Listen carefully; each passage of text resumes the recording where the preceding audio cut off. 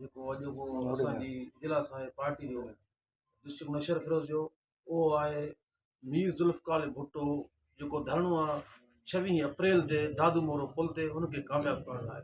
असांजी इहा ई कोशिशि हूंदी, असां हर सिविल सोसाइटी जे माण्हुनि खे दावतूं ॾेई जेको आहे सो धरणे खे कामयाबु कयूं इनशा अल्लाह ताला। असांजी इहे जेके गॾिजाणी थी आहे पीपी शहीद भुट्टो जी केरपसंद असांजी गनवा भुट्टो, केरपसंद असांजी फातिमा भुट्टो, केरपसंद असांजो जूनियर ज़ुल्फ़कार। हीउ जेको नौशहर फेरोज़ में को असां में फ़र्क़ु न आहे, असां सभु शहीद भुट्टे जा हिकु आहियूं।